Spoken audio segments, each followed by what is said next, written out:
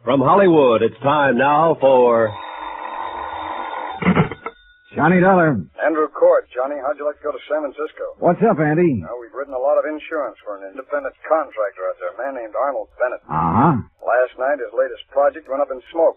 An office building he completed a month ago. How much is the policy worth? There were 5 companies involved. They took it on at $100,000 apiece and turned it over to us. $500,000? Yep. I talked with the arson inspector for National Fire Underwriters in San Francisco. He said the fire looked phony. I'll pack my things.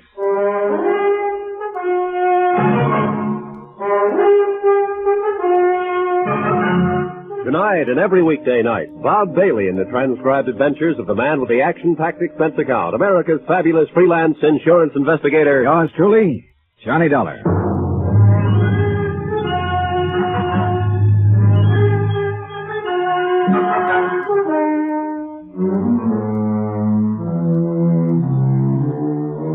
Expense account submitted by Special Investigator Johnny Dollar to the 4-State Fire Insurance Corporation, 4065 Spear Boulevard, Hartford, Connecticut. The following is an accounting of expenditures during my investigation of the Bennett matter. Expense account item 1, $15, flowers for my girl. I wasn't able to keep our date.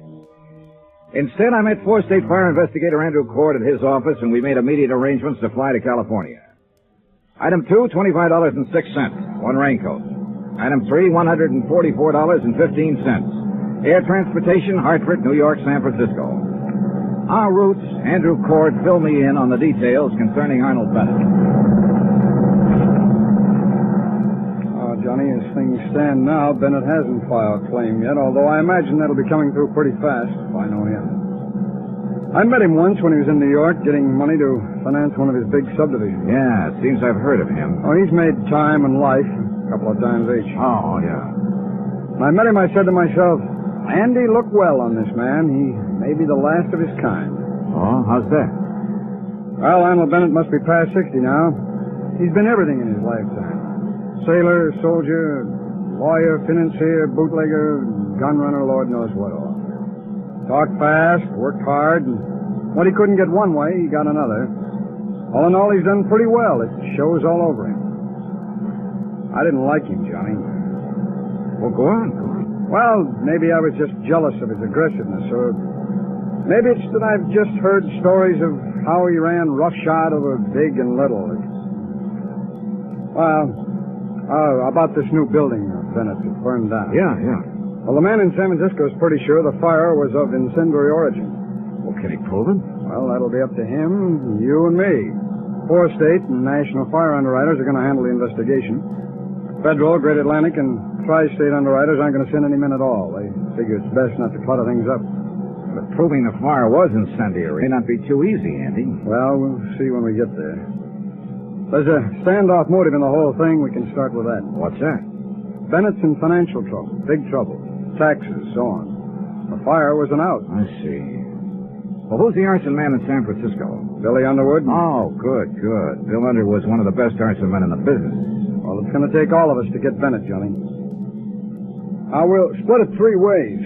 We'll let Underwood handle the fire evidence.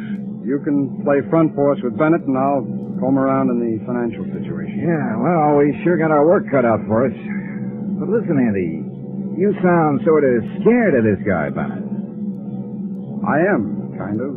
Why? Nobody's ever beat him. Expense account item 4, $7.50. Incidentals upon arrival in San Francisco.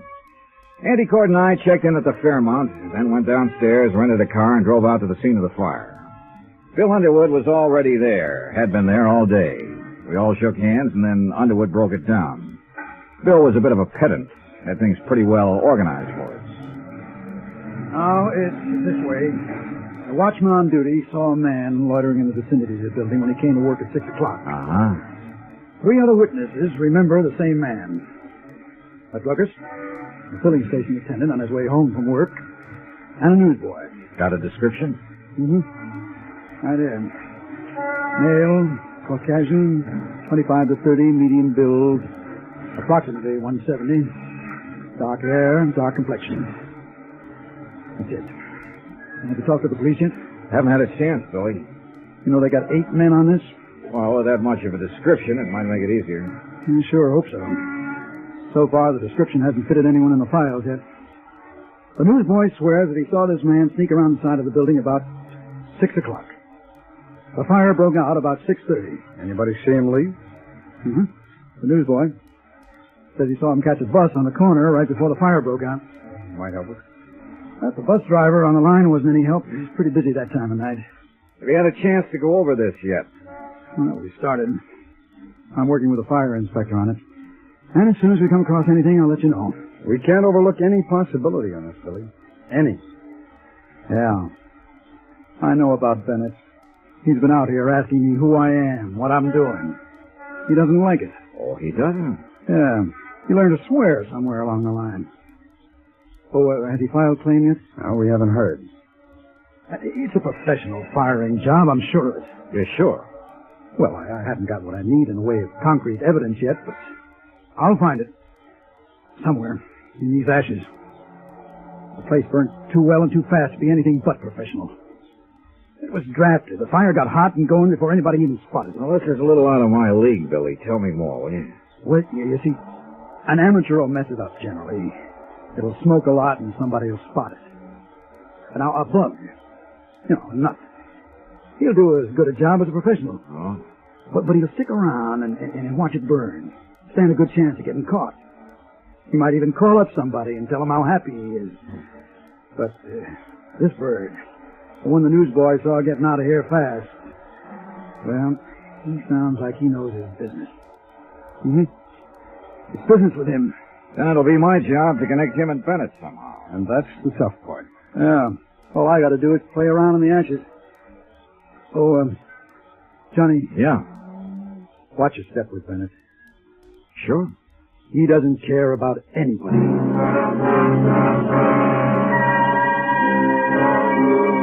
I spent another 2 hours with Cord and Underwood covering the ruins of the 10-story office building that had been gutted the day before. Underwood acquainted Cord and me with all of the necessary details. All he could. That night we sat with the 3 witnesses at a special show up in the Hall of Justice.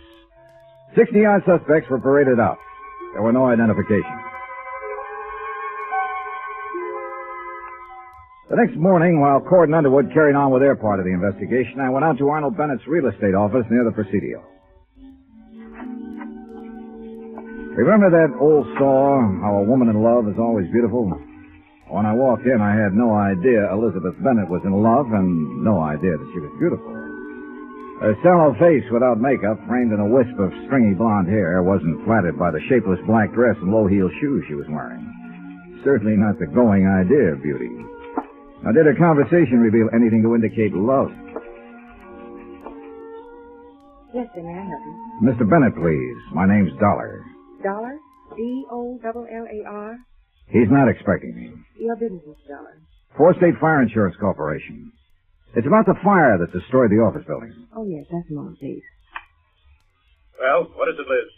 Mr. Dollar is here, Uncle Arnold. I don't want to see anybody today. I told you that, you idiot. Mr. Dollar's from 4 State. It's about the fire. Oh. Well, send them in. And go out to lunch. Yes, sir. It's all right, Mr. Dollar. Straight ahead. He always like that? He's nice today. Thanks, Elizabeth. That's your name, isn't it? Yes. I'm Elizabeth Bennett. Go straight ahead. Dollar? That's right. Mr. Bennett? Come in, come in.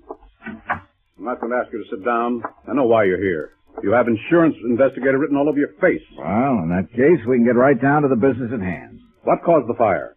They don't know yet. It was deliberate. What? Somebody started that fire, that's what. And I know who. Get him and you'll save yourself some work. Tony Midas. Tony Midas? Who's that? The crackpot that set fire to my building. He's out of prison now, and he swore he'd get me. Oh, look, maybe you'd better tell me just who he is and why he'd want to get you. Tony Midas worked for me once. I caught him stealing money, and I prosecuted him. He was sent to prison for 5 years, and he's the one you want. You seem pretty certain of that. Of course I'm certain of it. I know what enemies I have, what friends. Don't tell me I'm going to have to pussyfoot around with someone like you and get any place in this whole affair. Well, there are some witnesses who got a look at the man who started the fire, or at least it's a good bet he's the one we're after.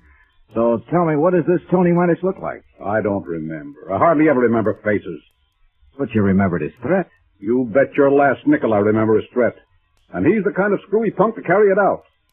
Last week there was a small story in the newspaper that he was being released from prison. Well, we'll certainly look him up and have a talk with him. That's very good of you, I'm sure. Oh, now, look, this can be a very difficult thing all the way around, or we can all cooperate, Mr. Bennett. I'll cooperate. I know why you're in town. I know who you came with. I met that glorified fire inspector yesterday. Underwood, you people don't fool me, and I'm not trying to fool you. Get Tony Midas, and you've got your man. Did you tell the police about Midas? No, I was waiting for some bird like you to walk in here with your high-handed attitude.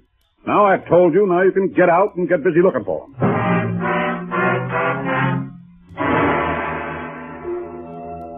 Arnold Bennett lived up to all of his advance notices, and then some. I'm paid very well to stand and take what I have to find out what I want to find out. Sometimes it's not enough money. A review of the trial and proceedings in which Tony Midas had been convicted of grand theft, his threats at the time of his trial substantiated Bennett's information. That didn't surprise me. What did surprise me was that one of the three witnesses identified Tony Midas's mug picture as the man seen in the vicinity of the building the night of the fire. An APB went out for Midas. The San Francisco police began to turn the town upside down looking for him. By 5 o'clock in the afternoon, the other two witnesses had made up their minds that he was the man they had seen after all. The case against Midas became stronger. It was imperative that he be located.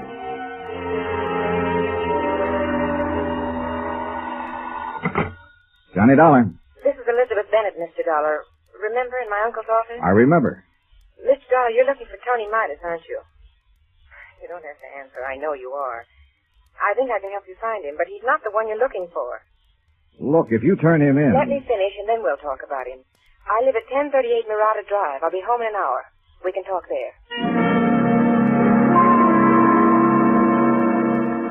2 minutes later, when I was putting on my coat, I received another phone call. This one from Bennett's lawyer. He advised me that Arnold Bennett had filed claim and would bring suit if his claim was not honored in the prescribed length of time. I thanked him for the information and went downstairs and began to look around for a cab. A police car careened into the driveway, and a familiar hat on top of a familiar head leaned out. Hey, Johnny! Joe! Yeah, Andy Cord. That's all right, Joe. Hop in. Okay. Inspector Truck and Inspector King. Hi, what's up? Somebody shot Arnold Bennett 10 minutes ago.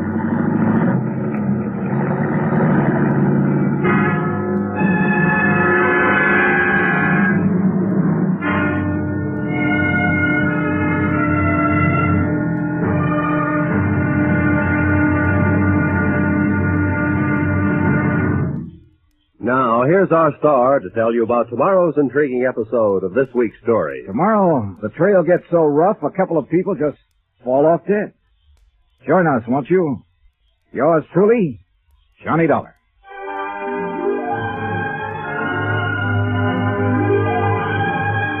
Yours truly, Johnny Dollar, starring Bob Bailey, is transcribed in Hollywood. Written by John Dawson, it is produced and directed by Jack Johnstone. Be sure to join us tomorrow night, same time and station, for the next exciting episode of Yours truly, Johnny Dollar. Roy Rowan speaking.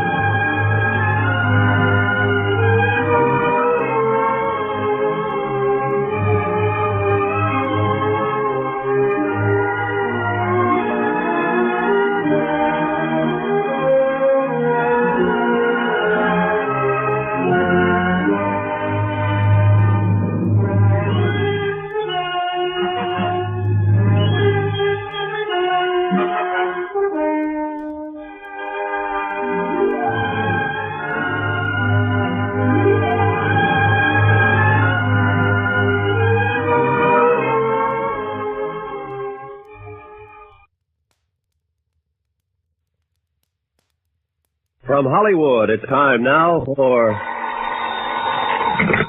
Johnny Dollar. Billy Underwood, Johnny. They're trying to get you all over town. The hotel said to call you at this Skyline number. I'm out at Arnold Bennett's house. He's been shot. What? That's right. Well, Who shot him? Don't know yet. They're giving him a transfusion here before they take him to the hospital. Uh-huh. Look, Johnny, I got something to show you. Now, what? Some ashes we just analyzed. The Bennett building was fired by a pro. He used celluloid and a wick made out of paraffin. I can prove it. I hope Bennett lives to hear that.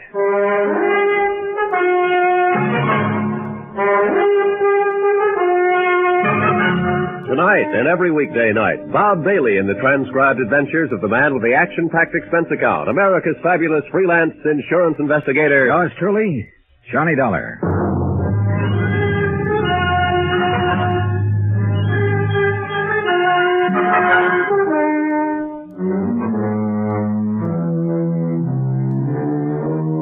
Expense account submitted by Special Investigator Johnny Dollar to the Fourth State Fire Insurance Corporation, 4065 Spear Boulevard, Hartford, Connecticut. The following is an accounting of expenditures during my investigation of the Bennett arson fraud. Arnold Bennett was removed to the hospital where he was given a 50-50 chance of recovering from a .38 slug that had entered his chest.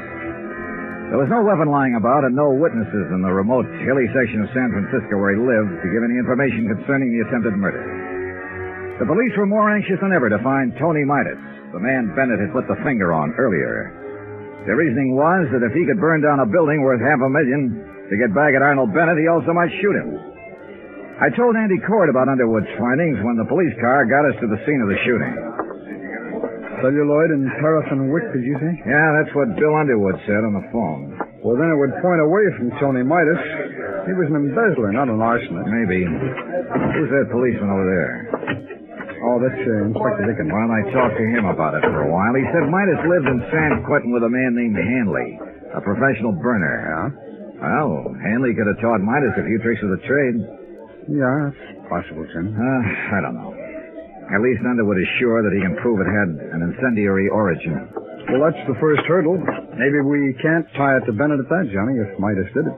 Now, let's wait and see what Bennett has to say when he can talk. I think I'll get on over to the hospital. Okay. Oh, here's something that came up. Yeah? Now, you said Bennett attributed everything to this Tony Midas. Mm-hmm. Well, there might have been something personal in it, too. Midas is married to Bennett's niece, Elizabeth. What? Yeah, she married him a month before he was convicted. Well, that might explain some things. Yeah, she called me tonight and said she had some information for me about Midas. I was on my way to see her when this happened. Oh, you haven't talked to her yet, huh? No, let's see. It is 1038 Murata Drive. Wonder if that's far from here. No, Johnny, not far at all. This happens to be 1038. Right here. Oh. Well, we better tell the police about her, Andy. Andy Cord went on over to the hospital to await results on Arnold Bennett. I spoke to the inspector in charge and told him the information about Elizabeth Bennett. The police added the name to the APB already out for Tony Midas. And that's the way the case stood at midnight. By morning, the hospital reported that Arnold Bennett would recover from the gunshot wound. Elizabeth Bennett had not been located, nor had her husband, Tony Midas. I always fix my own dinner. Poached egg and half, ulcers. Name's Dollar? Yeah, that's right. Insurance investigator. You want something, do you? Coffee, maybe? No, thanks for drinking. Mind if I finish? Go right ahead. What led you to me? The notations about the trial, Mr. Engel. You were the defense attorney for Tony Midas. We're anxious to talk to him. I defended him, yes. I don't think I'm going to be much help, Dollar. I haven't seen him since he got out. I've no idea where he is. We'll find him, Mr. Engel. What's it all about? Well, Tony Midas has been identified as the man who started the fire in the Bennett building. Or at least who was seen in the vicinity of the building when it went up. I'm sorry to hear that. Are you, Mr. Engel? Tony Midas was a nice kid who got in a little trouble. Everything was against him at the trial. Bennett poured it on. He didn't have to, but he did. He could have let him off. You were Midas's lawyer. Did you try to talk Bennett into letting Midas off? No, I didn't. Nobody talks Arnold Bennett into anything. Oh? Tony never would admit taking the funds. He said he was framed, but he didn't have a prayer with all the evidence against him. Yeah, I read a transcript of the trial. Then you'll know Tony Midas pleaded not guilty in the face of everything, and he went up. I wanted him to make a guilty plea and rest on the mercy of the court. It was his first offense. Well, he's out now. And it looks like he's trying to get even with Bennett for prosecuting him. All for a lousy 10 grand. Yeah. Did he ever get in touch with you? I told you no. No phone call? No. Do you have any idea where he'd be in town, Mr. Rankin? No, I don't. Okay. Then I guess I'll leave you to your eggs. Dollar. Yeah. If you find Tony Midas, I'd like to know about it. Why, Mr. Rankin? Oh, just curious. I'd like to see him. I'd like to see what 5 years in prison does to a kid like that. Mr. Angle, Arnold Bennett was shot in his home last night. No. That's all you have to say? What else is there to say? Well, you could have asked, is he alive or is he dead, for one thing? Suppose I don't care. Okay, he's still alive. They think he'll pull through. Who do you think shot him, Mr. Angle? I don't know. They're looking for Tony Midas for that, too. Oh? Did you know Bennett's niece? Elizabeth? Yes, I met her. Well, they're looking for her, too. She's married to Tony Midas. Yes, I knew about that. Sit down, Mr. Angle.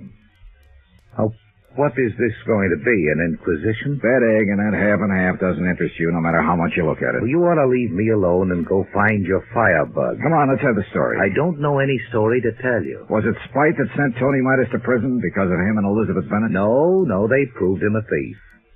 I'll throw one more thing at you, Engel.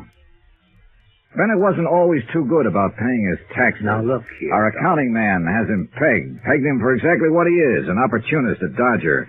A man out to get what he can for as little as he can, no matter what. Yeah, we cover everything in a case like this. You'll never get Arnold Bennett. He's too good for you, Dollar. Too good for your insurance company, your fire investigators, everybody. No man stronger ever lived. We've already got evidence that proves the building was fired. I'm here to get all the story, and I think you're the man who can tell it. Why me? Because you worked for him. I never worked for him, never. All right, we'll let that go for now. But you can tell me this. Was Tony Midas the kind of man who'd start that fire? You can tell me if he really was an embezzler. You can tell me if he tried to kill Arnold Bennett. I can't tell you anything for a fact, Dollar. All I have is my own personal opinion. Well, that's what I want. I want that. I'd like your opinion. Now, there's something about Bennett's niece being married to Midas, isn't there? A wife can't testify against her husband. Everyone else in Bennett's office testified against Midas. She didn't. I see. Now the opinion. Oh, come on, Engel, come on. You're right, Dollar. I have bad ideas. All of them make me sick inside. Tony Midas stood there and told me he was innocent. He said it 1,000,000 times if he said it once. He said he thought Bennett was framing him. To cover up for income tax shortages? It's just surmise, but it fits. Midas was a green kid hired into the company by Bennett. He might have been hired to be framed on a phony embezzling charge that'd give Bennett a good excuse on his taxes for a while. I've been fooled a lot of times. Did Tony Midas fool you? I don't know. I wish I could have gotten him off. I tried, Dollar. Believe me, I tried to get him off. Now, you come here to me and say he's out of prison now and getting even. He's burnt down a building and tried to murder Arnold Bennett. Tony was a nice boy, Dollar. But now his whole life's gone, and for what? I hope you don't find him or her. I hope they go far away and stay away and don't have to talk to anybody ever. They deserve that. I hope nobody ever finds him. But we did find Tony Midas. He was right under our noses all the time. When I got back to the hotel, there was a message for me to get down to the county hospital. Cord was waiting for me there. They took us downstairs, and then we were both standing in a room looking at Tony Midas before they took him across the hall to the morgue. Funny thing, Johnny. There's been an alarm out on this guy for 36 hours. Everybody's been looking everywhere for him, and he turns up right here. Only he's dead. Yeah. What killed him? TB. He had it awful bad in San Quentin. He's in the sick ward his last 2 years. When his time was up last week, he made them release him. But he wound up here and died in this hospital. It's rough. It's just a kid. Yeah.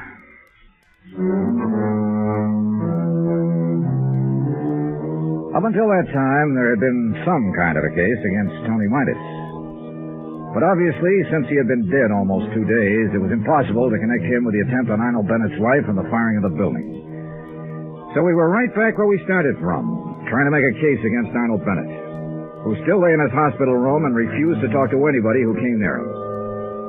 All right, Johnny, now what? Bennett's going to be hard. We're going to have to work around him. His niece is the best opening I can think of. But where is she? Police haven't located her yet. No, not a trace. Andy, she had some information for me when she called last night. I still want to get it. Hello, Phil. We got a break. George Foley's in town. Who's that? Best celluloid and wick man in the country. If you happen to want a building burnt down. One of the policemen at the hospital spotted him in the lobby trying to see Arnold Bennett. Let it try it, Johnny. Where is he now? They followed him to an address on Baringo Street. They aren't going to move in until we decide something. 12 minutes later, Andy Cord, Bill Underwood, and I were standing in front of a decrepit-looking boarding house on Baringo Street talking to the 3 policemen from the San Francisco Police Department. Gower? Underwood? Hi. Hey, what's the story, officer? Well, the way we see it, Foley's still trying to get part of his money for burning the building. He took a chance coming to the hospital tonight to see Bennett. No kidding. He'll probably make another try. You boys have more at stake here than anybody. If you want to talk to him, try to make a deal with him to turn on Bennett. Now's the time. Now, what do you say, Johnny? Now, wait a minute. We aren't sure of anything about it. We filled the bill, Johnny. Paraffin and wick jobs are few and far between. With nothing more than that, I'd stake my rep on Foley being our boy. For what it's worth, all 3 witnesses now pick his picture instead of mine. Oh, well, a good defense attorney, get that thrown right out. What do you want to do? Well, let's shake him up a bit, okay? Go ahead. We'll be covering the back and front. Come on.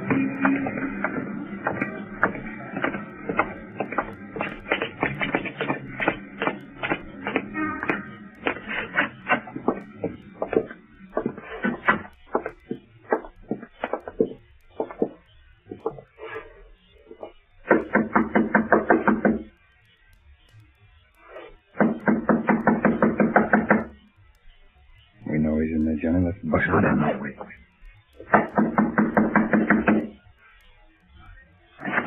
Watch out, Eddie!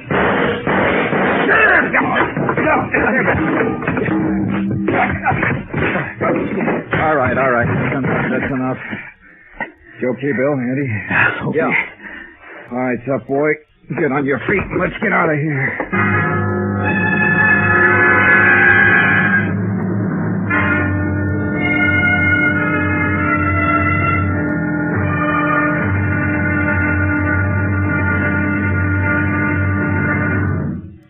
Now, here's our star to tell you about tomorrow's intriguing episode of this week's story. Tomorrow, we have an arsonist right in the palm of our hands, with very surprising results. Join us, won't you? Yours truly, Johnny Dollar.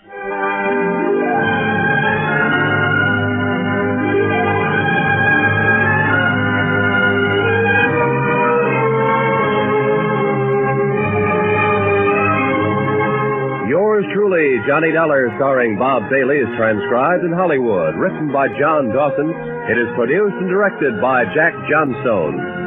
Be sure to join us tomorrow night, same time and station, for the next exciting episode of Yours truly, Johnny Dollar. This is Roy Rowan speaking.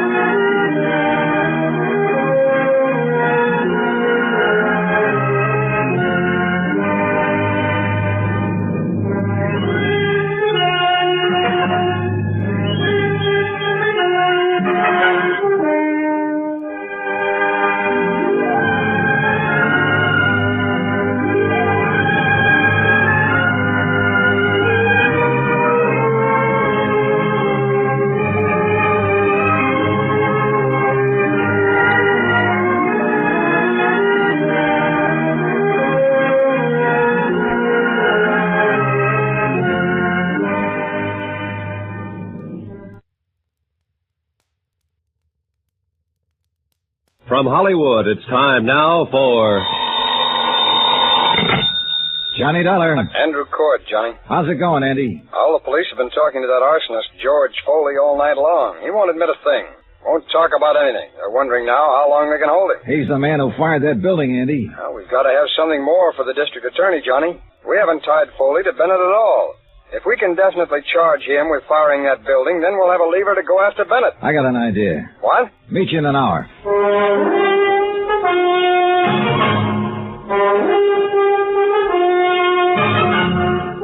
Tonight and every weekday night, Bob Bailey in the transcribed adventures of the man with the action-packed expense account, America's fabulous freelance insurance investigator. Yours truly, Johnny Dollar.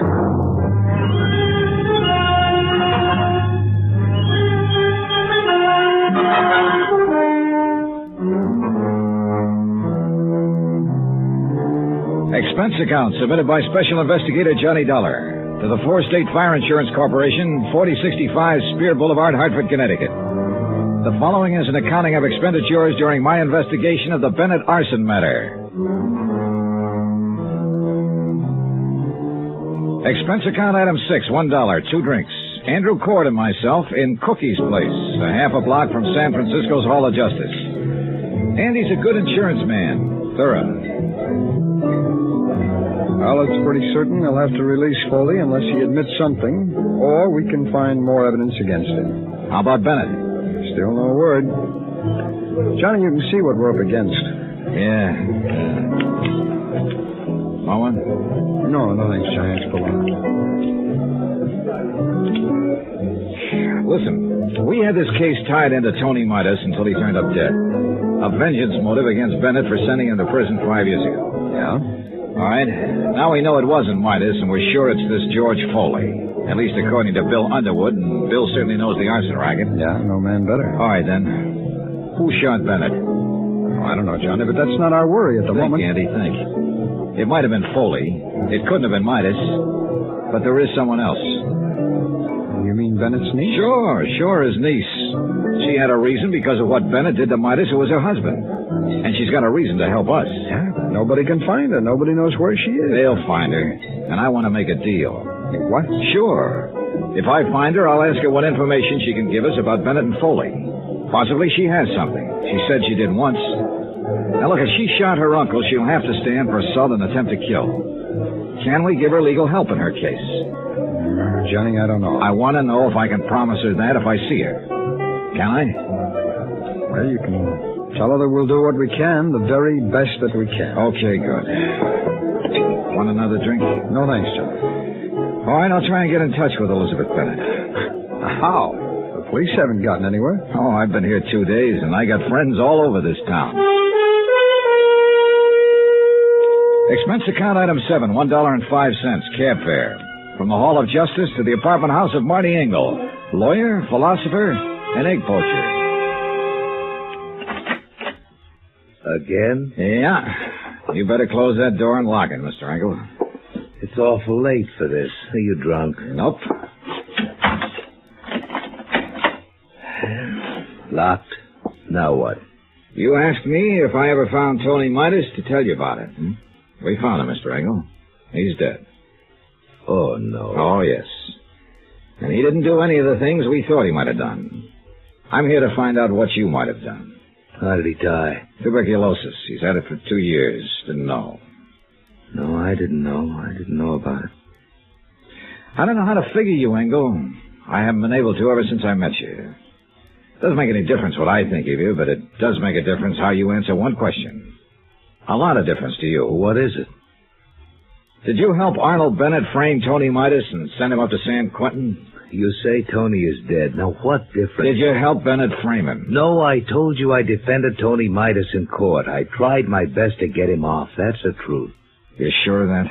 I'm an honest man, if not a successful one. I told you the truth. All right, then, if that's the truth, you're not in any trouble and you can unlock that door. But if it's not the truth, you might get yourself killed. Why do you say that? Because somebody took a shot at Arnold Bennett last night. But he was lucky. It didn't kill him, but it came pretty near. You know who that somebody was? Elizabeth? That's a good guess. She hasn't got anything to lose now. She lost her husband. She might be out getting even for him if he was framed. And she thinks you helped frame him. I tell you, I didn't frame him. I defended him. I think Bennett stacked everything against him. I told you that once. I think Midas was an innocent man, but there was nothing I could do. Oh, wait a minute. What? Shh. Who are you expecting? No one. Ask who it is. Go ahead, ask who it is. Who is it? Elizabeth Bennett, Mr. Engel. Tell her just a minute. Just a minute, Elizabeth. Okay, over there. Go on, get down fast. There you go.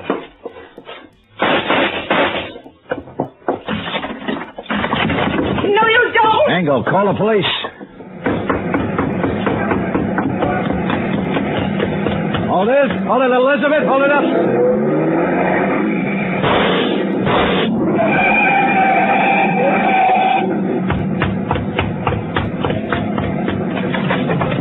You're hurt.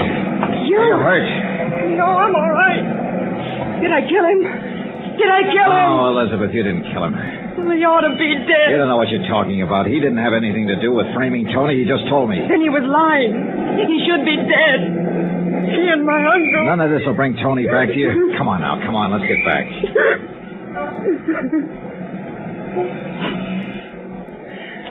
How many tramps have you met in your life, Mr. Dollar? A few. Come on. When you met my Uncle Arnold, you met a real one. He stole money from himself and made it look like Tony did it. And that one in there helped him. Why didn't you let me kill him? You're wrong about Engel. He didn't help your uncle. He tried to help Tony, honestly. Well, then I'm glad I didn't kill him. How's my uncle? He's getting better.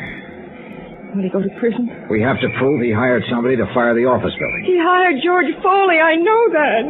Would you swear to Yes. it? Can you? Yes.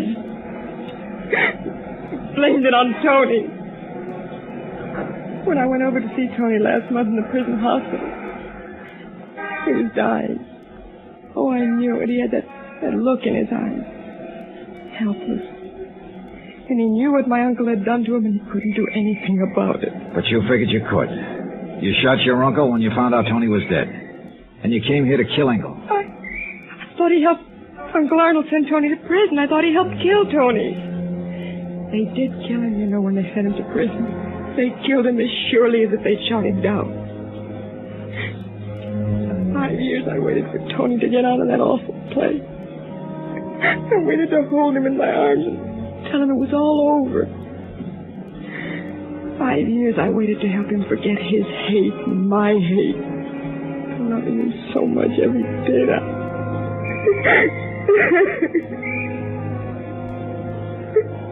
Now he's dead.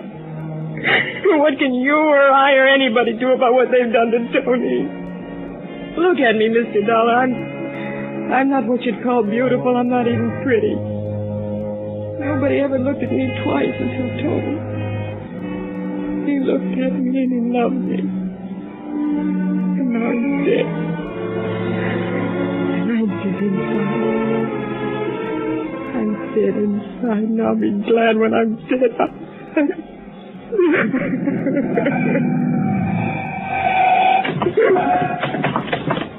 Shooting in this neighborhood? Wait a minute, officer. What's that? No one's hurt. Come on, Elizabeth.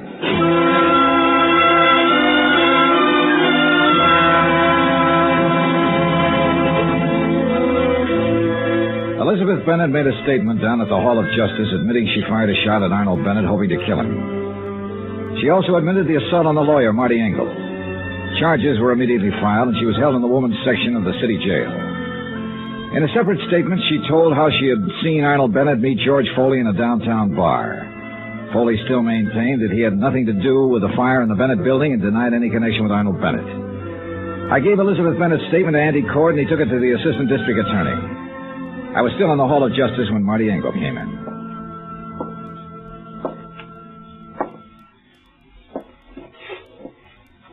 Dollar? Oh, hello, Mr. Engel. How is Elizabeth? They're holding her. I'm not going to press any charges. Well, that's pretty decent of you, Mr. Engel. She's a pretty unhappy girl. I'd like to help her. Her uncle will probably press charges against her. I'd like to defend her. What? She needs a lawyer. I didn't do very well for her husband. Maybe I can do better for her. I hope so. Funny world, isn't it? Not tonight, it isn't. No, I guess not. Well, I'll see you, Mr. Dollar. Right. Johnny? Oh, Andy, hi. Oh, kid, you ought to pat yourself on the back. They're going to go ahead against George Foley for the arson job. Enough for them now, huh? That's a pretty good case against him, whether he opens up and talks or not. A statement from him would still be better. Always. But he's been around, Johnny. He hasn't given anybody the time of day yet. Yeah. Oh, about Elizabeth Bennett. I can arrange counsel for her. She's already got a lawyer, Andy. Okay, then we'll pay his fee. He doesn't want any fee. What's the matter, kid? Boy, maybe all this has been a little too much. Hey, what time is it? 10:15. There's a plane out at midnight. If you don't need me anymore, I think I'll be getting back to Hartford. Sure, Johnny. Sure, I'll look after things here.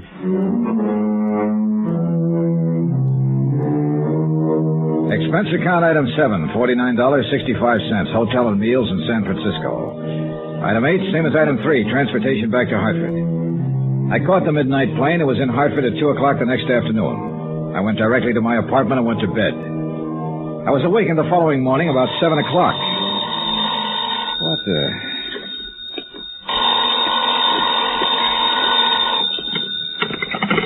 Johnny Dollar. San Francisco calling, Mr. Dollar. Okay. Is this Mr. Dollar? Yes. Mr. Andrew Cord is calling. One moment, please. Go ahead, please. Johnny, Hi. can you come back to San Francisco right away? Should I... Well, I just got home. We need you again. Jake Eggleston is going to defend Foley in court. Eggleston? He's already got him out on a writ. What? This case is worth $500,000 to us, Johnny. If anything happens that Foley gets off, we won't have a chance to get Bennett. You sound scared. I am. Somehow, Bennett's holding the best cards again. We got a good case against Foley. Once that's settled, we can get Bennett. I want to make sure. Okay. I'll get the first plane. Thanks, Johnny. Even as I hung up the phone, I was thinking of Marty Engel's words. You'll never get Arnold Bennett. He's too good for you, Dollar. Too good for your insurance company, your fire investigators, everybody. No stronger man ever lived, he said. And somebody had to prove Engel was wrong.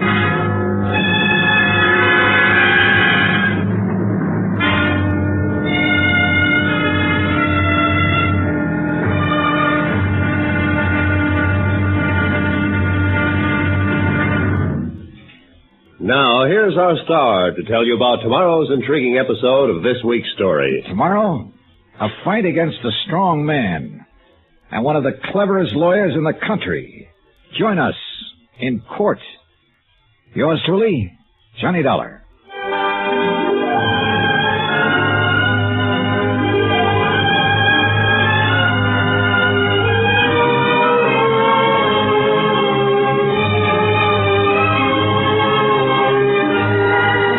Yours truly, Johnny Dollar, starring Bob Bailey, is transcribed in Hollywood. Written by John Dawson, it is produced and directed by Jack Johnstone. Be sure to join us tomorrow night, same time and station, for the next exciting episode of Yours truly, Johnny Dollar. Roy Rowan speaking.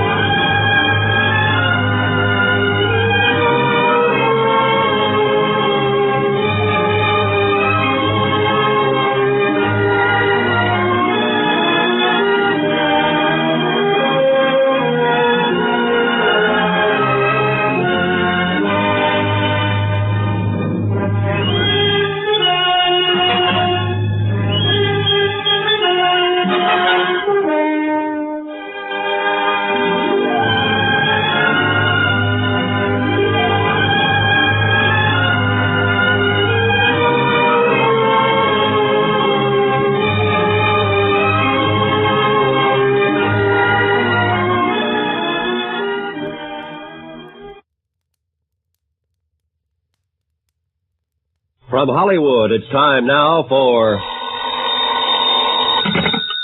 Johnny Dollar. Andrew Cord, Johnny. Did you have a nice trip back here to Frisco? I slept most of the way. How's it going? Good and bad, Johnny. Good that we've got George Foley on trial for setting fire to the building. Bad that we haven't connected him to Bennett yet. And Bennett's the guy we want. Well, once you get a conviction on Foley, you can go after Bennett. A lot of expert testimony's been thrown around here, and the jury's been sleeping through most of it. Besides that, Foley's got one of the best defense men in the business, Jake Eggleston. Yeah, I've heard of him. He's pretty slick. He's going to make us lose this case, Johnny. Not if I can help it. Tonight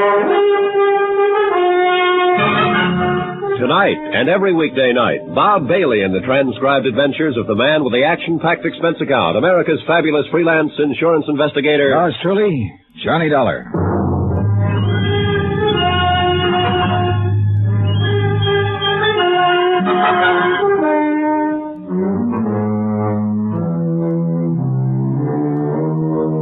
Expense account submitted by Special Investigator Johnny Dollar to the Four State Fire Insurance Corporation, 4065 Spear Boulevard, Hartford, Connecticut. The following is an accounting of expenditures during my investigation of the Bennett matter. Expense account item 9, $124.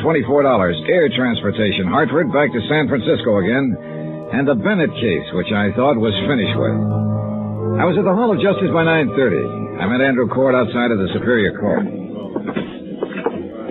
This may be the last day of the trial, John. Anything new since I talked to you on the phone, Andy? Well, I may be worrying for nothing since Finley's handled it all pretty well for the state. He's one of the assistant DAs, but Foley's still holding on to a not guilty plea. Wasn't that just coaching? Maybe. But you remember Foley didn't make any statement when we took him, and the police got nothing out of him at all. Foley had something like 28 arrests besides 2 convictions. He knew the ropes. Yeah. Oh, that's okay here? Sure.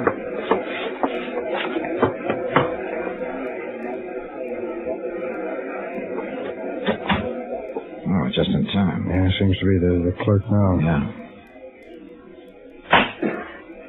Court is now in session. His Honor, Judge William J. Bainbridge presiding. Everybody stand.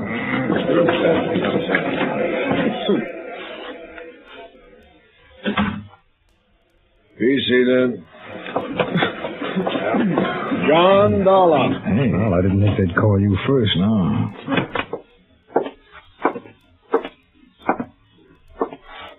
Raise your right hand. You solemnly swear the testimony you're about to give is the truth, the whole truth, and nothing but the truth, so help you God?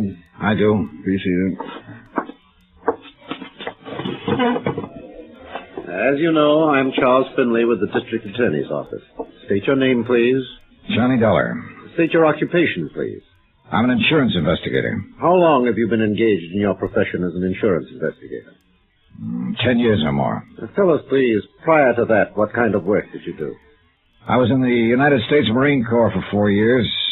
Before that, I was Detective Sergeant 2nd grade with the New York Police Department. Do you have any papers or letters in your possession that verify your professional status, Mr. Dollar? Yes, I do. I have letters of reliability from 13 insurance companies and adjustment bureaus I've been associated with, and my record as police officer. Thank you. Will the court clerk please hand these papers to counsel for the defense so he may examine them? Yes, sir. Thank you. Now, tell us what your connection with this case is, Mr. Dollar. I was employed by the Four State Fire Insurance Corporation of Hartford, Connecticut, to conduct an investigation in regard to one of their policyholders. Arnold Bennett. Yes, Arnold Bennett. Will you please tell the court what the results of that investigation were? The Bennett building was destroyed by fire. I worked with arson experts from my own organization and with the police here to determine the cause of the fire. Go on, please. At the scene of the fire, our expert, William Underwood, located certain items which we recognized as part of the paraphernalia generally used by professional arsonists. Will you please state what those items were? A scrap of celluloid and a paraffin wick. Anything else? Samples of the ashes, which were later analyzed and proved to be celluloid ashes. I wish to remind the ladies and gentlemen of the jury that the public fire adjuster, the gentleman from the Skyline Laboratories, and the 2 gentlemen from the Fire Inspection Department have previously testified as to the identity and uses of these items. Will you continue, Mr. Dollar? Well, these particular items suggested that the fire was of an incendiary origin. The next problem was to establish the exact method used in starting the fire. Were you able to determine that method? Yes, sir. In order to refresh the minds of the jury, would you mind describing what was established? A heavy woolen wick. This one, Mr. Dollar? That one, or one like it. Exhibit C. Please continue. This wick had been soaked in paraffin and then stuffed into a paper sack that was filled with celluloid. It's a simple method. The wick is lit and it takes anywhere from 3 to 10 minutes to burn down to the celluloid. Now, once that happens, the celluloid flares up and fires anything combustible in the vicinity. And that is the method you determined caused the fire in the Bennett building? Yes. And I'd like to qualify that by saying the arson experts from my own company and the gentlemen from the police and fire departments here in San Francisco determined it definitely. Mr. Dollar, by this means you connected the defendant, George Foley, with the fire you were investigating? Yes, we did. How? George Foley improvised the method I have just described. Improvised? You mean it is his method? I object, Your Honor. The prosecution is putting words into the mouth of the witness. I'll rephrase for Mr. Eggleston. Is this method identifiable with the defendant? Yes, sir. Will you explain the identification? The police files here show that Foley has been convicted of setting 2 other fires in this state.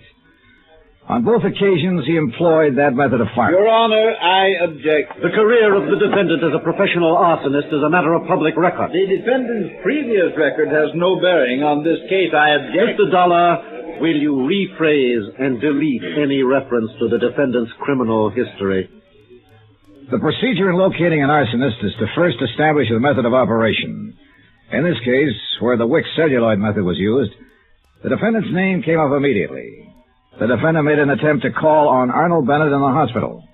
The defendant was positively identified by 3 witnesses as the man they had seen near the Bennett building prior to the fire. I remind the jury of the testimony of those witnesses. Go on, Mr. Dollar. The police crime laboratory examined all of the clothing Foley was wearing at the time of his arrest and all of the clothing in his room. There was definite evidence that he had been in the Bennett building. Will you tell us what sort of evidence, please? Well, paint smudges on the soles of his shoes and metal filings and cuffs of his trousers, compared with samples that were still available in the building, where certain painting and metal work had been in progress. You connected him with the improvised method of firing. You proved that paint smudges and metal filings came from the Bennett building. The defendant attempted to contact Arnold Bennett. What else? Arnold Bennett's niece, Elizabeth Bennett, informed me that her uncle, Arnold Bennett, hired the defendant to fire the building to collect insurance.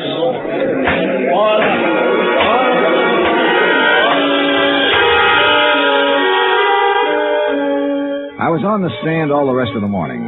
When Finley ended his questioning, he turned me over to defense counsel Eggleston. Eggleston contested every bit of established testimony and recommended that my remarks be stricken from the trial records. The summations came right after that, and then the case went to the jury. Expense account item 10, $3, lunch for Andrew Cord and myself. Foley has to be convicted or we'll be on the defense when Bennett's insurance claim comes to court. And we'll probably get stuck with it. Hey, while the jury's out, why don't I go over to the jail and talk with Foley? Well, what good would that do, John? Well, Foley must know they'll give him the works if he admits something. He'll admit nothing. He sits there in court like they were talking about someone else. Oh, Johnny, it's too late. Yeah, but if he did, you could go ahead and file criminal charges against Bennett. Beat him to the punch. Well, I'd like that. Oh, we get Foley and we've beaten Bennett, and I like that. The job of getting to a prisoner who's standing trial isn't an easy one, especially when he's under the surveillance of a smart defense attorney like Eggleston. I talked to Judge Brainbridge in his chambers and told him what I had in mind. I broke down the case against Foley as the insurance company saw it, and the possible case against Arnold Bennett if Foley was found guilty. Judge Brainbridge arranged for me to see Foley. He was sitting on his cot. Eggleston was standing nearby. Hello, Dollar. Hello, Eggleston. Hi, what do you want? Well, I thought we ought to talk about this thing while there's still time. If it's okay with you, Mr. Eggleston. It's okay with me, Dollar. I'll be right here. Still time for what? To get your point of a break, Foley. Oh, that's a real good one, that is. You sit on a witness chair all morning, you tell them what a bad boy I am, then you walk in here and tell them you want to give me a break. I do. Go away. Now, wait a minute, George. It won't hurt to listen to him. Oh, you're a great one, you. I'm the guy who's sitting in this cell. Both of you can walk out of here and have a good steak for dinner tonight. All right, George. Listen to him. This isn't a courtroom. When you were first hauled in, Foley, you could have made a statement telling us Bennett hired you to fire that building, waived a jury trial, and thrown yourself on the mercy of the court. But you didn't do that. You made everybody work hard to give it to you. And that's exactly what they're going to do.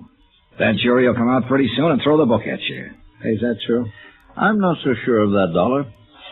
Tell us precisely why you're here. You both know my company's after Arnold Bennett.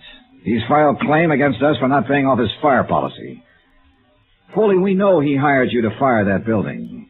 Yeah? And if you're smart, you'll send for the guard and make a request for the court to come back in session before the jury returns. You can tell them Bennett hired you. You can change your plea to guilty and throw yourself on the mercy of the court. It'll probably save you 5 years on your sentence. And so I turn hero and make everything nice for you to go after Bennett. If you do that, his claim will be thrown out to the insurance commission and we'll prefer charges against him. And he'd be right up there with me, huh? Making little ones out of big ones. That's right.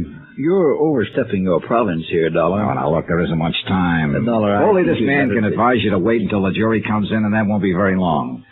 But then it'll be too late for you to help yourself. I don't like this high-pressure stuff. I don't care what you like or dislike, Mr. Eggleston. Now, listen, Foley. They've got an 8-point case against you in there. Is he right, Eggleston? It doesn't make any difference. The jury decides. You say it saved me 5 years on my sentence. Yes. George, what do you think? Up to you, George. I've told you what I think. Ah, swell spot, swell. Oh, come on. What is it? I'll risk it. You're crazy. There's a chance those 12 plunkheads will walk out and tell everybody I'm not guilty. Come on, get out. Those last 5 years will be pretty hard ones. Guard. Thank you for the offer just the same, Dollar. You don't use your head much, Foley. If it hadn't been for you, I wouldn't be in here. So don't worry too much about what happens to me. If it weren't for guys like you, I wouldn't be in business. And I'm not worried. Dollar. Yeah? Yeah, I hope they let me loose on this one. For your sake. Don't plan on it. On account of... I'd like to kill you or something.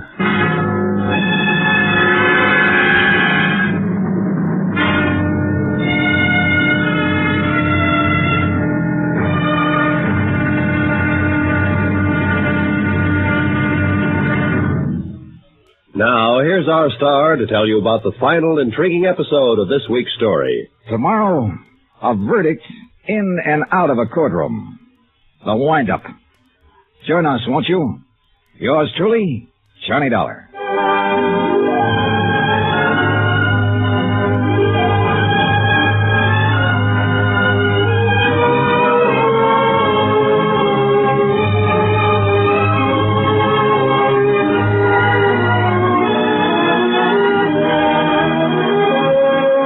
Yours truly, Johnny Dollar, starring Bob Bailey, is transcribed in Hollywood. Written by John Dawson, it is produced and directed by Jack Johnstone. Be sure to join us tomorrow night, same time and station, for the next exciting episode of Yours truly, Johnny Dollar.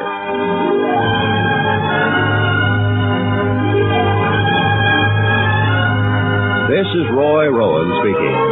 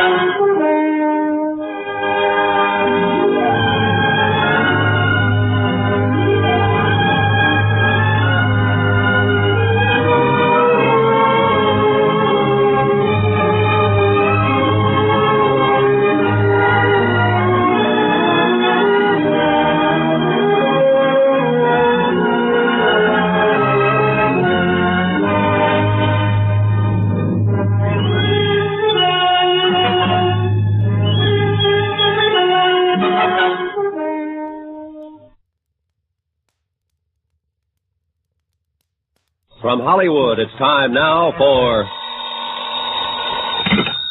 Johnny Dollar. Hi, Johnny. Andy, I saw George Foley. I wasn't able to make him change his plea. Well, it was a good try, Johnny. Jury's still out? Yeah, that means they're arguing all the technical evidence. I was just thinking. No one really believes we'll get Arnold Bennett. What do you think? I think we will. I know we will. Well, if we can get Foley, we can get Bennett. Wait a minute. Hey, the jury foreman just sent for the bailiff. I'll be right there.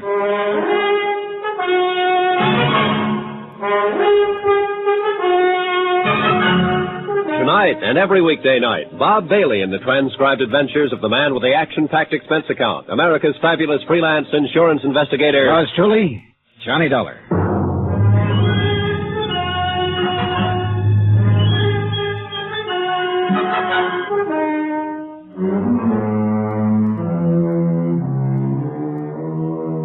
Expense account submitted by Special Investigator Johnny Dollar to the Four State Fire Insurance Corporation, 4065 Spear Boulevard, Hartford, Connecticut.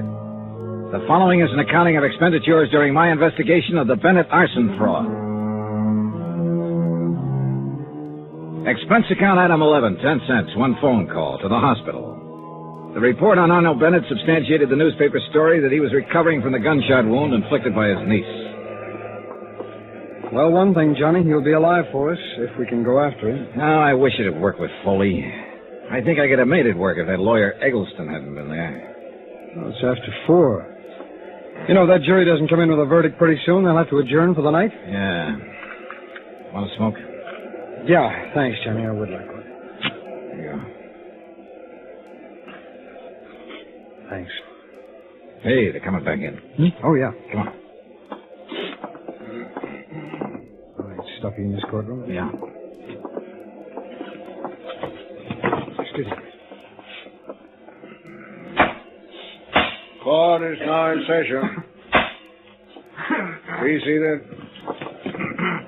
Has the jury reached a verdict in the case of the State versus George Foley? We have, sir. Will you please read the verdict in this court?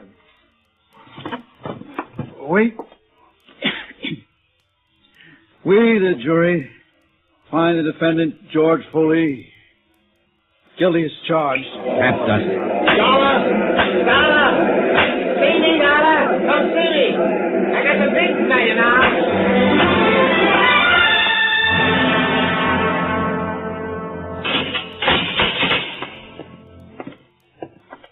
Who's this with you, Dollar? Andy Cord with the insurance company. Oh. Now, look, I haven't got any deals to offer, Foley. You know that. Yeah, I know. So I took a chance. It's a lousy 5 more years. What about Arnold Bennett? Hey, you're a little anxious. I want some information first. They only gave us 10 minutes, Foley. Where's Bennett now? He's still in the hospital. He's going to be all right. He's out, my man. It's a break. Oh, come on, Foley. Let's have it if you have anything to say. Can you get Bennett? Can you really get him? I'll tell you frankly. We think we can get him with or without your help now. It doesn't make too much difference. Maybe it'll take longer without your help, but we'll get him. The fact that the court is going to convict you for having set fire to Bennett's office building is the lever we've needed. We can go after him now. You want to help us, Foley? I don't want to help you, you stinking insurance company, but I hate the idea of Bennett. Mr. No-one-do everything, running around eating good food and sleeping in his nice bed while I'm rotting away in prison. Sure, he hired me to fire his building. He paid me $2,500 to put the torch to that lousy building of his. He said he could throw all the blame on a guy named Tony Midas if it ever came up. We want the facts, Foley. How'd he first contact you? I got a friend who knows things, see, and my friend told me to contact him. When? A couple of days before the job. Come on, Foley. Who's your friend? I'm not going to tell you everything. Did you talk to Bennett in person about firing the building? I talked to him on the phone after my friend told me about him. Bennett said he wanted the place to go down because he's having money trouble, taxes and all. And he offered me $1,000 for his job. Now, wait a minute, Foley. You just said you got $2,500. I did. I hung up on him when he offered me the $1,000. I called him back later on and told him I wanted $4,000. Well, we argued about it and then finally hit on the $2,500. Did you meet him then? Sure. No, I never met him. I saw him once when I walked by the building and looked it over, but I never met him. Bennett's niece said she saw you two together, Foley, a sworn statement. Yeah, she's a liar. How about the money? How'd he pay it to you? He left it for me in the check stand at the bus terminal over on 4th Street. I told him how to do that and when to leave it. Now, let me get this straight, Foley. You made the deal to fire the building over the phone. And you went ahead and looked at the job. You never talked to Bennett in person? That's right. And you made arrangements for him to pay you $2,500 by leaving it in the check stand at the bus terminal? Yeah. When did you make these arrangements? The day before the job. How'd you work it? I just told you. I mean the money. Oh, half of it the first time, and after the job was over, he left the other half for me. And you got it all? Sure, in cash. Why were you trying to see him in the hospital after he was shot? You trying to shake him down for another 5? Oh, brother. Come on, let's start over. Well, what do you mean? Oh, you're trying to sell us a bill of goods here. For what reason, I don't know, but I know this. You had to meet Bennett. You had to see him, Foley. You had to talk it over with him personally. I just told you I picked up the money in the bus terminal. I don't believe that. Bennett wouldn't have left the money for you to pick up. You could have just gone away with it. And after the building was burned, if it had been that way, Bennett didn't have to pay you the balance. Now, when did you see him? It's pretty important to know when and where and how many times you and Bennett got together. Thought you said you could get him whether I told you anything or not. We can, brother. Don't ever doubt that. But if you tell us some facts, we can get him faster. All right, now. Where did you first meet him? Was it in a restaurant? Someplace with people around? No. I met him in his car. He was parked on Market Street near 5th. That's the way we arranged to meet each other over the phone. Did anybody see you meet him? People on the street, I guess. When did this meeting happen? Night I torched his building? He paid you then? Yeah. The whole $2,500? Yeah, all of it. What'd you do with the money? Never mind. Do you still have it? Never mind. Oh, this is a waste of time. You aren't telling us anything. Well, why should I? Well, why'd you call us here if you didn't have anything to say? Well, I'm saying something. You guys aren't listening.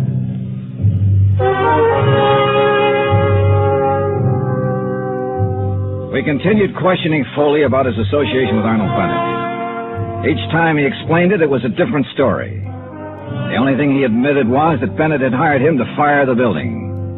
As far as the details of it were concerned, they were lost in a jumble of contradictory answers he gave us.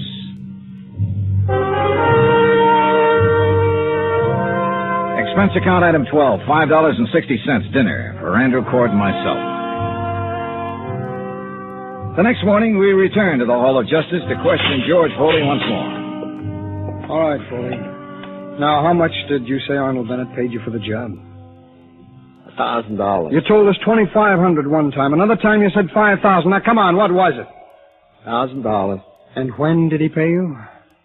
Right after I fired the building. I met him right afterwards down on the street in his car. He asked me if it was all set, and I told him to listen for the siren. Pretty soon, somebody put in the alarm, and the fire engines come out. He paid me then, all right. The place was 3/4 gone by that time. He knew I did a good job. Where was this you met him now? A couple of blocks from the building. Did anybody see you together? No. Where did you telephone him from? From my place. The same night you started the fire? Yeah.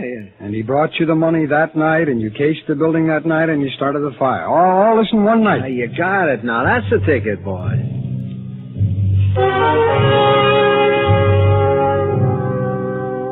It became increasingly evident that Foley was attempting to convince us that he was mentally deranged. In spite of the fact that he'd already been tried and found guilty and was slated to appear at 10:30 the following morning for sentencing. It's an old trick, and with arsonists, where sanity is questioned from the beginning, a good one.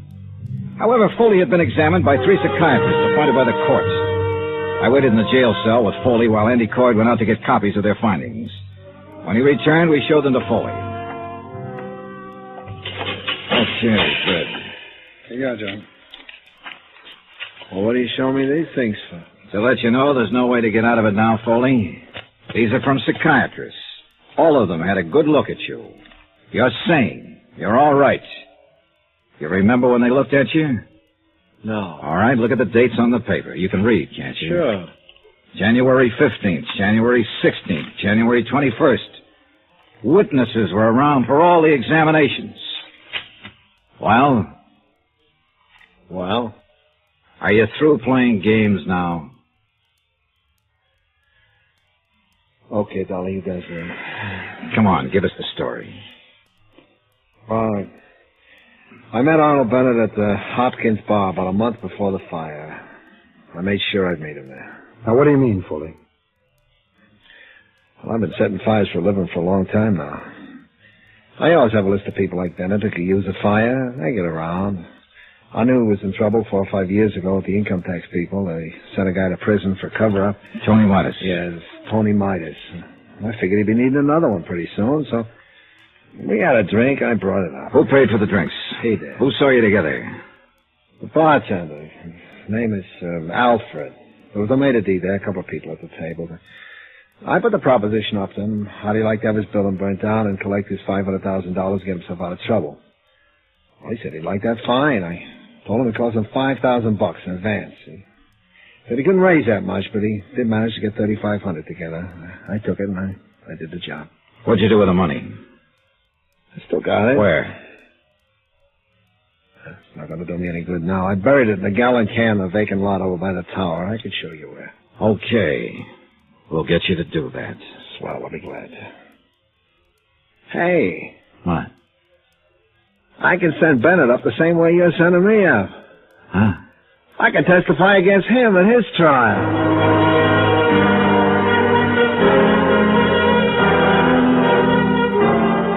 The next morning at 10:30, George Foley received the maximum sentence. 2 hours later, charges were filed against Arnold Bennett, naming him for conspiracy, arson, attempted defraud, and collusion.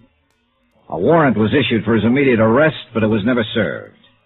Arnold Bennett died in the hospital that night. In a way, you could still say that no one ever beat him. He beat himself.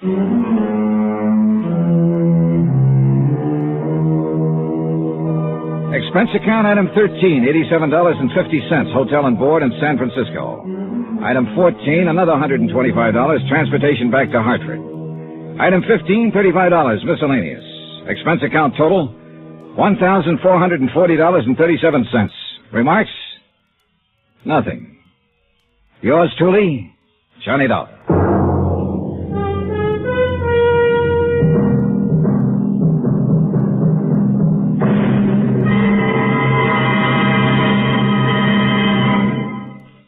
Remember, there'll be another intriguing story for you beginning next Monday night. Next week, the Fathom 5 matter. Death on the high seas. Join us, won't you? Yours truly, Johnny Dollar.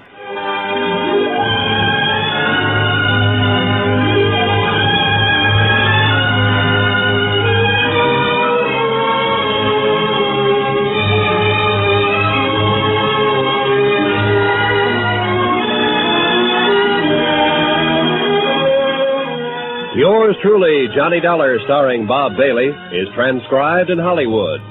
Written by John Dawson, it is produced and directed by Jack Johnstone. Heard in this week's cast were Lillian Baeff, Stacey Harris, Chet Stratton, Will Wright, Marvin Miller, Hans Conried, Edgar Barrier, and Parley Bear. Musical supervision by Amerigo Marino. Be sure to join us on Monday night, same time and station, for another exciting story of yours truly, Johnny Dollar. This is Roy Rowan speaking.